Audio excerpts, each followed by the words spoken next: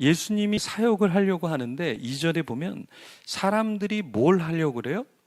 고발하려고 해요. 고발. 그럼 예수님은 사람들이 고발하려고 하니까 지금 주시하고 있잖아요. 뭔가를 주시하고 있으니까 예수님은 어떻게 하셔야 돼요? 고발당하지 않도록 뭐 해야 됩니까? 의혹을 사면 안 되잖아요. 그렇죠? 근데 예수님께서는 이 안식일 날 또 어떤 사람을 고치려고 해요? 손 마른 사람. 그러니까 손에 있어서 장애를 갖고 있는 사람을 예수님께서 오히려 도우려고 하는 거예요.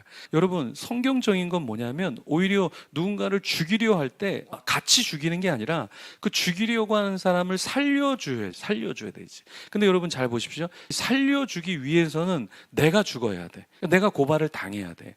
예수님이 지금 손 마른 사람을 안 고쳐주면 예수님은 혐의 없음이 되는 거예요. 근데 예수님은 손 마른 사람을 도와주니까 예수님이 결국에 안식일을 지키지 않은 자, 율법을 지키지 않은 자. 왜냐하면 율법과 안식일을 지키지 않으면 그 당시의 모든 체계를 다 흔들어 버리는 거예요. 마치 이런 거예요. 여러분이 직장 생활하는데 월요일부터 금요일까지 딱딱 지켜서 출근을 해야 되잖아요. 근데 회사에 가서 이렇게 얘기하는 거예요. 저는 월요일부터 금요일 출근하지 않습니다. 저는 제 마음대로 화요일부터 주일까지 제가 출근하겠습니다. 그러면 이게 회사가 굉장히 어려운 거잖아요. 그렇죠? 네. 회사 되게 어렵잖아요. 직원 한 명이 와서 체제를 다 흔드는 말을 하는 거예요. 근데 예수님께서 그 당시 안식일을 안 지킨 것은 그 당시의 모든 기존의 체제를 흔들어 버리는 거예요. 그리고 이 사람들은 율법이 너무나 중요했다라는 거예요. 율법이 왜 중요했냐면 율법을 잘 지키면 믿음이 좋은 사람인 것으로 드러나게 됐고, 그 율법에 가장 잘 알고 지키는 사람이 율법 학자와 바리새인과 서기관들이었거든요. 그러니까 자기들의 필드에서 자기들이 가장 존경받고 체제를 유지할 수 있는데, 그 체제를 유지하지 못하고 예수님이 와갖고 율법을 왜 지키는데, 율법은 좋은 거지만 율법주의, 너희들 바리새인 서기관들, 너네는 회칠한 무덤 같은 거야. 그러니까 너네가 문제지, 선한 일을 해야지 악한 일을 하는 게 좋겠어? 생명을 구하는 일을 해야지 죽이는 일을 하면 좋겠어? 그러니까 예수님이 따박따박 맞는 말을 하니까 이 사람들이 굉장히 많이 힘들었다라는 거예요. 본헤퍼라고 하는 사람은 자기가 미국에 가서 유니온 신학교에서 교수 역할을 할 수 있었지만 나만 편하게 있으면 안 되겠다 해서 다시 그걸 그냥 내려놓고, 교수직을 내려놓고 독일로 뚜벅뚜벅 가서 거기서 순교를 하게 됩니다. 그때 그 보네포가 했던 두 개의 유명한 말이 있는데, 첫 번째가 뭐냐면 악을 보고도 침묵하는 것은 그 자체가 악이다, 이런 얘기를 했어요. 그러니까 많은 사람들이 그래요. 왜 그거를 들추어내려고 그러냐? 왜 그걸 비판하려고 그러냐? 그랬을 때 보네포가 뭐라고 얘기했냐면, 야, 악을 보고 가만히 있는 게 그게 더 악이야. 예를 들어서 여기 시청, 우리 되게 가깝죠. 시청 엄청 가깝습니다. 근데 시청에서 한 사람이 운전을 하다가 9명을 죽게 만들었죠. 9명을 죽게 만들고 5명을 중상을 입혔습니다. 그러면 여러분, 그 운전을 그렇게 하는 사람을 딱 보고도 여러분들은 운전해서 많이 죽이시네? 가만히 보는 게 선일까요? 아니면 그 운전을 그렇게 죽이는 사람을 못 죽이도록 앞을 차로 막든 뭐로 막든 막아서 더 이상 사람을 죽이면 안 됩니다, 이렇게 하는 사람이 악한 자입니까? 누가 악한 자예요? 가만히 그것만 보면서 전화도 안 하고 그냥 죽이고 있구나, 그걸 방관하는 것이 그 자체가 악이라는 거예요. 보네포가 또 어떤 얘기를 했냐면 이런 얘기죠. 전시에 내 동족과 함께 동고동락하지 아는 자는 전후에 조국의 기독교를 재건하는데 동참할 자격이 없다.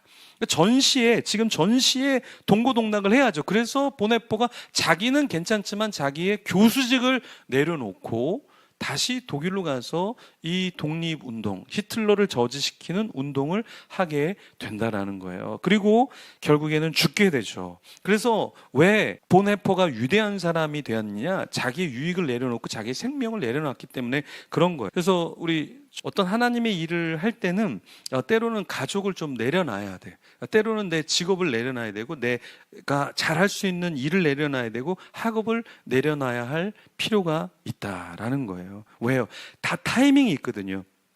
지금 동고동락하지 않으면 나중에 조국의 기독교계를 재건하는데 동참할 자격이 없다라는 것입니다. 그렇죠?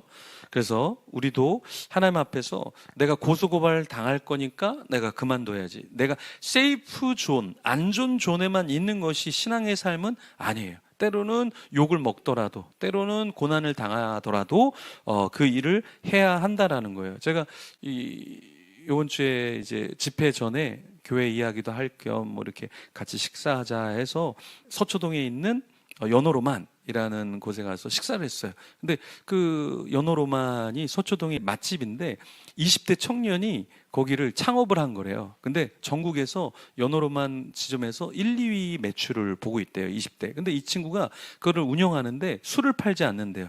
주일날 쉬고. 이 두 가지를 하면서 매출을 전국에서 1, 2위를 한다라는 건 쉬운 일이 아닌데, 쉬운 일이 아니잖아요. 그 술을 안 팔고 주일날 문을 닫는 거는 굉장히 쉽지 않은 일인데, 그거를 선포하고 했는데 1, 2위 매출을 전국에서 찍고 있다 그러더라고요. 거기서 이제 식사를 하는데 그 목사님이 물어보더라고요. 목사님 왜 이렇게 자료도 나눠주고 좋은 일 하는데 왜 그렇게 하냐라 그랬을 때, 그게 나한테 마이너스가 될 수는 있지만 이 시대 아무도 외치지 않으면 내가 외쳐야 되지 않을까. 아무도 안 하면 감옥 가면 내가 가야 되지 않을까. 감옥 가면 여러분들 닭강정하고 치킨하고 이렇게 좀 빵하고 피자 들고 올 거잖아요. 그렇죠? 예, 예. 들고 올 사람이 없네 보니까 혼자 그냥 있어야 되겠네 보니까. 네. 예수님도 그 완악함을 보시고 예수님께서는 무엇을 원했냐면 5절에 보면 회복함을 예수님께서는 훨씬 더 바라보셨다라는 거예요. 그러니까 완악한 자들을 가만히 두어서는 안 되고 오히려 그들이 발악을 하더라도 고소고발을 당하더라도 예수님께서는 그 회복함으로 나가도록 예수님께서 사역을 감당을 하셨다라는 것이죠. 그래서 그 예수님의 삶이 있기 때문에 사실 우리가 지금 여기서 예배를 드리면서 무엇이 진리이고 어떤 것이 행복한 인생인지를 자꾸 우리가 보면서 깨우치면서 인생을 살 수 있다라는 것입니다.